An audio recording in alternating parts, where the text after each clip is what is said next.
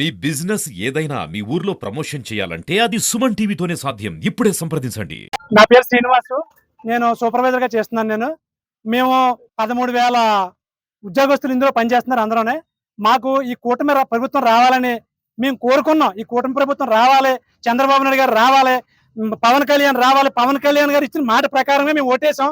ఈ కూటమి రావాలి, ఈ కూటమి వల్ల మా జాబులు ఉంటాయి అని చెప్పి మేము వేసాము. మీరు నాణ్యతమైన మద్యం ఇస్తానన్నారు, రేట్లు తగ్గిస్తానన్నారు, అంతేగాని ప్రైవేట్ పరం చేస్తానని చెప్పలేదు. మీరు మాకు న్యాయం చేస్తానన్నారు కాబట్టి మేము అందరం కూడా మీరు రేటు ఇమ్మన్నారు కాబట్టి మీకు వేసాం.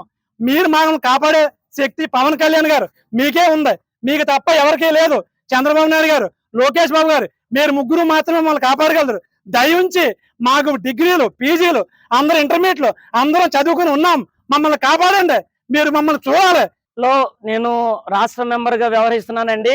Andhra Pradesh state beverages contract and outsourcing welfare association లో నేను రాష్ట్ర మెంబర్ గా వ్యవహరిస్తున్నాను. నా పేరు వై రాజసూర్య.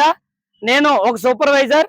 అలాగే మరి ముఖ్యంగా ఈ రోజు గత ప్రభుత్వంలో మద్యం దుకాణాల యొక్క నోటిఫికేషన్ 3,600 దుకాణాల్లో వర్క్ చేయటకు 13,000 మందిని నోటిఫికేషన్ ద్వారా, పేపర్ నోటిఫికేషన్ ద్వారా మమ్మల్ని తీసుకోవడం జరిగింది.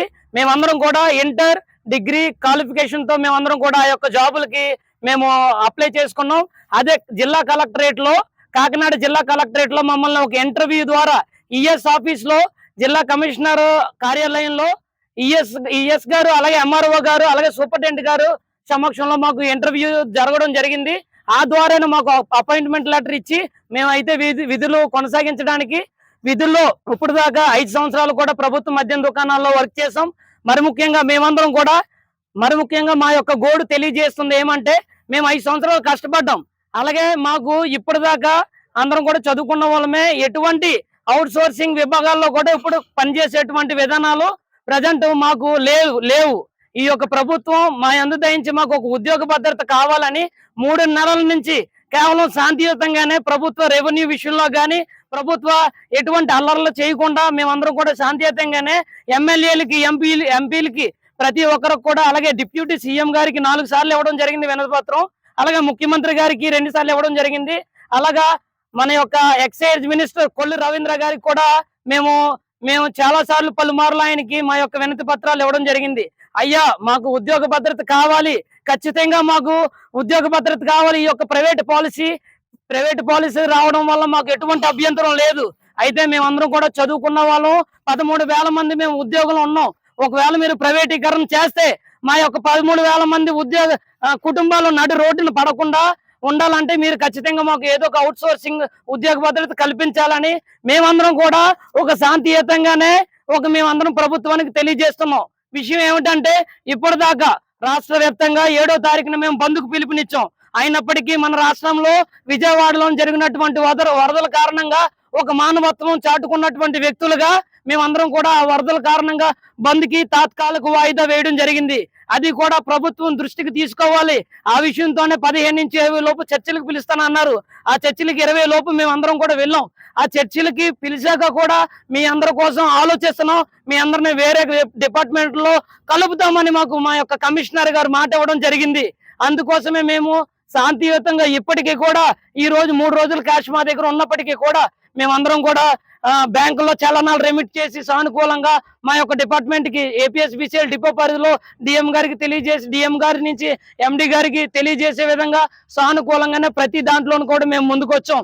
అందరికీ కూడా మన యొక్క ప్రభుత్వానికి నేను చెప్పుకున్నటువంటి ఒకే ఒక విషయం ఉంది. ఏమిటంటే, ఫైనల్ గా ఈ రోజుతో మా యొక్క ప్రభుత్వం వైన్ షాప్ లో పనిచేసే సూపర్వైజర్, సేల్స్మెన్ అందరి యొక్క అగ్రిమెంట్ ఈ రోజుతో పూర్తి అయిపోయింది. అయితే రేపు మేము విధుల్లో వర్క్ చేయడానికి మేము అర్హులం కాదు.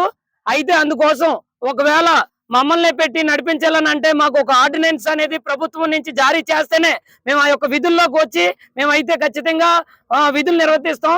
ఆ పాలసీ కూడా, ఆ జీవో కూడా ఏ విధంగా ఉండాలంటే 15 రోజులు వాడుకొని మమ్మల్ని వదిలేసే విధంగా కాకుండా, మాకు వేరే 15 రోజుల తర్వాత 16వ రోజున వేరే అవుట్ సోర్సింగ్ విభాగాల్లో ఉద్యోగాలు కల్పించే విధంగా ఆ యొక్క జీవోలో ఉంటేనే మేమందరం కూడా రేపు విధులకి హాజరవుతాం. లేని యెడల రేపటి నుండి ఎవరు కూడా రాష్ట్ర వ్యాప్తంగా ఎవరు కూడా ఒక్క మద్యం షాపులకు కూడా వెళ్ళి మద్యకాల అమ్మకాలు అనేవి జరిపే ప్రసక్తి లేదు. మీ అందరికి కూడా విన్నవించుకుంటున్నాం. Thank you. నమస్తే అండి, నా పేరు పృథ్వీ అండి. నేను రాజమండ్రి వైన్ షాప్ లో సూపర్వైజర్ గా చేస్తున్నాను. ఆ గత ప్రభుత్వంలో మేమందరం అవుట్ సోర్సింగ్ లో మేమందరం ఎన్నుకోబడ్డాం కలెక్టరేట్ ఆఫీస్ లో. ఈ రోజున ఏంటంటే మేము అవుట్ సోర్సింగ్ లేకపోతే ఇంకోటి ఏంటనేది మాకు అర్థం కావట్లేదు. ప్రస్తుతానికి దేని కింద ఉన్నాం, అసలు ఏ గవర్నమెంట్ కింద చేస్తున్నాం కూడా తెలియట్లేదు. మా బాధ ఏంటంటే దయచేసి మమ్మల్ని ఇప్పటి నుంచి అన్నా పట్టించుకోండి. మేము ఒక ఉద్యోగస్తులను మమ్మల్ని గుర్తించండి. మేము కష్టపడుతున్నాం, గవర్నమెంట్ కోసమే కష్టపడుతున్నాం. మమ్మల్ని కూడా మీరు గుర్తించండి. అలాగే ఇప్పుడు వరకు కూడా ఈ నెల 7వ తారీఖు నుంచి ఇప్పుడు వరకు కూడా మేము కమిషనర్ ఆఫీస్ గారి దగ్గరికి వెళ్ళాం. ఇంకా చాలా కార్యక్రమాలు చేసాం, కానీ ఎప్పుడు కూడా గవర్నమెంట్ వ్యతిరేకం కాదు. మేము ఏ నష్టం కూడా చేయలేదు. మేము అంతా శాంతియుతంగానే చేసాము. ఇప్పటికి కూడా మమ్మల్ని అయినా పట్టించుకోవట్లేదు. కాబట్టి మాకు ఈ రోజుతో మా పాలసీ క్లోజ్ అవుతుందండి. ఈ సెప్టెంబర్ 30వ తారీఖు నుంచి మా పాలసీ క్లోజ్ అవుతుంది. రేపు నుంచి మాకు ఎటువంటి విధులు లేవు, మాకు ఎటువంటి హామీలు లేవు. మేము ఉద్యోగస్తులను కూడా మాకు ఎటువంటి గుర్తింపు లేదు. సో అందుకని మేము ఏం చేసామంటే ఈ రోజు చెలో డిపో అనే కార్యక్రమం మీద డిపోకి వచ్చాం. డిపోకి వచ్చి మా బాధలన్నీ చెప్పుకున్నాం. రేపు నుంచి అయితే ఎట్టి పరిస్థితుల్లోనూ మేము విధుల్లో పాల్గొనమని, మేము ఇంక ఉద్యోగం చేయమని, మాకు ఎటువంటి హామీ లేకపోతే మేము చేయమని చెప్పడానికి వచ్చాము. మాకు జీవోలో పైనుంచి ఏమైనా ఆర్డర్స్ వస్తే మీకు ఈ ఉద్యోగం ఉందని ఎప్పుడన్నా అది మాకు ఏమైనా చెప్తే దాన్ని బట్టి మేము ఉద్యోగం చేయాలా వద్దా అనేది మేము నిర్ణయించుకుంటాం. మాకు ప్రైవేట్ పాలసీలకు ఎటువంటి ఇబ్బంది లేదు ప్రైవేట్ పాలసీలు చేయడానికి. కానీ మాకు ఏదో ఒక ఈ డిపార్ట్మెంట్ లో కాకపోయినా ఏదో ఒక డిపార్ట్మెంట్ లో అవుట్ సోర్సింగ్ మేము మొత్తం 13,000 మంది ఉన్నాం సార్. 13,000 కుటుంబాలు ఉన్నాయండి. 13,000 మంది ఉన్నామంటే 13,000 కుటుంబాలు రోడ్డును పడతాయి. మాకు ఒక భరోసా ఇస్తే మేము ఈ గవర్నమెంట్ కి ఇప్పుడు వరకు ఎలా పనిచేసామో ఇంతకు మించి ఇంకా శ్రమించి కలిసాం సార్. పవన్ కళ్యాణ్ గారిని కలిసాం సార్, చంద్రబాబు నాయుడు గారిని కలిసాం సార్. మా బాధలన్నీ చెప్పుకున్నాం సార్. పవన్ కళ్యాణ్ గారిని 5 సార్లు కలిసాం సార్. అలాగే చంద్రబాబు నాయుడు గారిని 2 సార్లు కలిసాం సార్. మేము మా బాధలన్నీ చెప్పుకున్నాం సార్. కానీ ఇప్పటి వరకు కూడా మాకు ఎటువంటి గుర్తింపు లేదండి. మాకు ఏ భద్రత కల్పించట్లేదండి. ఇప్పుడు నుంచి ఏంటంటే మీ గురించి ఆలోచిస్తున్నాం, మీ గురించి కూడా మేము దృష్టిలో పెట్టుకున్నామని చెప్తున్నారు. కానీ లిఖిత పూర్వకంగా కానీ లేదంటే మీడియా పూర్వకంగా కానీ ఎటువంటి మాటలు లేవు. ప్రస్తుతానికి అయితే మీ గురించి ఆలోచిస్తున్నామని చెప్తున్నారు.